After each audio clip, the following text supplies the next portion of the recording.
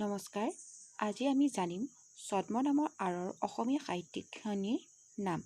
তেতিয়াহ'লে দেৰি নকৰি আৰম্ভ কৰোঁ।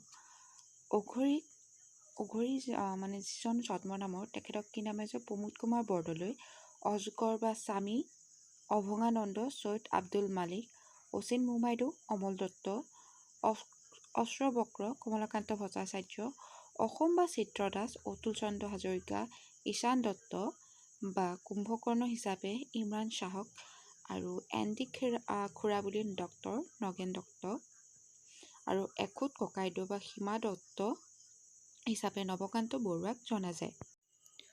কপিল ঠাকুৰ হিচাপে মোহিনী মোহন বৰঠাকুৰ, কাঞ্চন বৰুৱা হিচাপে ভুৱন মোহন বৰুৱা, কেৰেপাই শৰ্মা বুলি বিনন্দ চন্দ্ৰ বৰুৱা, গুৰু দত্ত, গুণাভিৰাম বৰুৱা আৰু গণপতি মধুকৰ হিচাপে গৌৰীকান্ত তালুকদাৰ, দদাই হিচাপে কীৰ্তিনাথ হাজৰিকা, ধন বৰকাৰ হিচাপে মহিম বৰা, নতুন কৃপাবৰ বুলি ৰত্নকান্ত বৰকাকতি, নুপুৰ মোমাইদৌ, ত্ৰৈলোক্য মোহন ভট্টাচাৰ্য, নিৰ্মলা দেৱী, তীৰ্থনাথ শৰ্মা, নীলা বাইদেউ, নিৰ্মলপ্ৰভা বৰদলৈ, পদ্মিনী নলিনীবালা দেৱী, সৌৰভ কুমাৰ চলিহা, সুৰেন্দ্ৰনাথ মেধি, মৌচাক মামা হিচাপে প্ৰমোদ চন্দ্ৰ তামুলী হিচাপে জনা যায়।